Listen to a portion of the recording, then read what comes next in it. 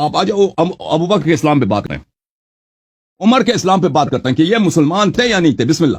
آپ میں ہے کوئی مرد، آپ کے جماعت میں ہے کوئی عالم مجھ پہ اس مسئلے پہ مناظرہ کرے؟ ابو بکر اور عمر کے اسلام و ایمان میں ہے کوئی؟ مسلمان ثابت کرو، میں معاویہ کو پیغمبر مانوں گا، میں کلمہ پڑھوں گا معاویہ کا. تم نے کہا کہ کوئی حضرت ابو بکر صدیق رضی اللہ تعالیٰ عنہ کے اسلام کو ثابت کرے، ان کے ایمان کو ثابت کرے. میں ایمان اور اسلام سے بڑھ کر بات ثابت کر رہا ہوں کہ قرآن کریم میں اللہ نے حضور کا صحابی، یقیناً کسی کافر کو اللہ اپنا محبوب کا صحابی نہیں بنائے گا، یہ تو تم بھی مانتے ہو. تو قرآن میں اللہ نے حضور کا صحابی اگر کسی کو بنایا ہے تو وہ کوئی اور نہیں بلکہ حضرت ابو بکر صدیق رضی اللہ تعالیٰ عنہ ہیں، جن کی صحابیت کی گواہی خود اللہ رب العزت دے رہا ہے، خود اللہ ان کا گواہ ہے. اور وہ جو آیت مبارکہ ہے اذ یقول لصاحبہ لا تحزن ان اللہ معنا، کہ جب انہوں نے اپنے صاحب سے کہا، یعنی حضور نے اپنے صحابی سے کہا، تو یہاں پر صحابی سے مراد کون ہے؟ مجھے یہ بیان کیجئے، اپنے مفسرین سے سوال کیجئے جا کر کہ تم نے یہ بات کیوں لکھ دی کہ تمہارے لیے یہ جان کو وبال ہو گئی بات. تمہارے مفسرین نے یہاں پر جو صحابی سے مراد ہے ان کے بارے میں کیا کیا لکھا ہے، کون ہے؟ سنو، فصل الخطاب، یہ تمہاری کتاب ہے، سید علی نقی نقوی لکھنے والے ہیں. دیکھو یہ عبارت تمہارے سامنے موجود ہے. انہوں نے لکھا کہ کوئی اور نہیں بلکہ وہاں پہ حضور کے صحابی سے مراد حضرت ابو بکر صدیق رضی اللہ تعالیٰ عنہ ہیں. اسی طرح سے اصول کافی محمد بن یعقوب الکلینی کی کتاب ہے. جب انہوں نے اس آیت کی تفسیر بیان کی تو اذ یقول لصاحبہ میں بیان کر دیا کہ یہاں پر حضور کے صحابی سے مراد کوئی اور نہیں بلکہ جناب ابو بکر صدیق رضی اللہ تعالیٰ عنہ ہیں.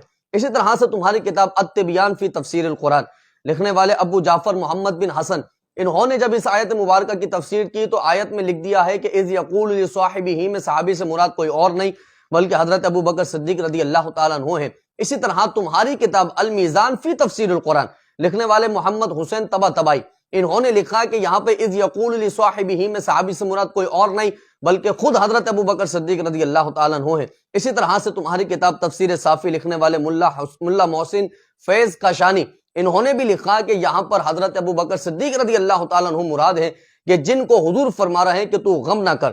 اسی طرح سے تمہاری کتاب تفسیر بیان السعادہ فی مقامات العبادہ لکھنے والے سلطان محمد گونابادی، انہوں نے بھی لکھا ہے کہ یہاں پر قرآن کریم میں جو حضور کے صحابی ہیں وہ کوئی اور نہیں بلکہ ابو بکر صدیق رضی اللہ تعالیٰ عنہ ہیں.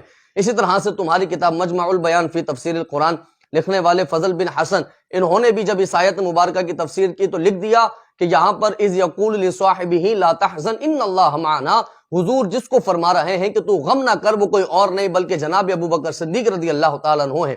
اور تمہاری دو حدیثی کتابیں، ایک بصائر الدرجات ابو جعفر محمد بن حسن کی کتاب ہے، انہوں نے باقاعدہ طور پر اس آیت مبارکہ کی تفسیر کے اندر اس آیت مبارکہ کو بیان کرتے ہوئے لکھا ہے کہ یہاں پر حضور کے صحابی سے مراد کوئی اور نہیں بلکہ ابو بکر صدیق ہے.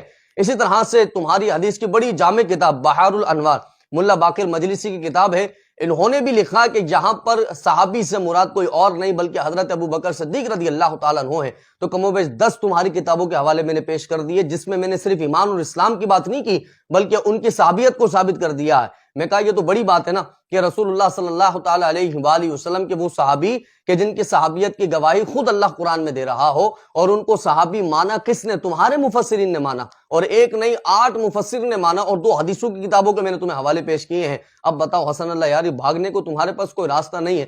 کتنی حدیثوں کی کتابوں کے اور کتنی تفسیر کی کتابوں کے مجھے جواب دو گے؟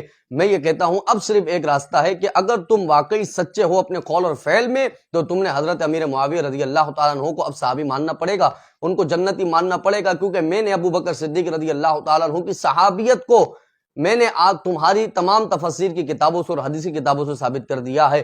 تو اتنی بڑی بڑی باتیں نہ کرا کرو کہ جس میں تمہیں اپنی منہ کی کھانی پڑے. اللہ تبارک و تعالیٰ سے ڈرو، توبہ کرو، اور اہل بیت سے واقعی تم محبت کرنے والے ہو تو اپنے عقائد و نظریات سے توبہ کر کے اور تجدید ایمان کر کے صحابہ کے غلام بن جاؤ. انشاءاللہ دونوں جہاں میں پھر بیڑا پار لگے گا. اللہ رب العزت سے دعا ہے ہم سب کو ہدایت کے راستے پر قائم و دائم رہنے کی توفیق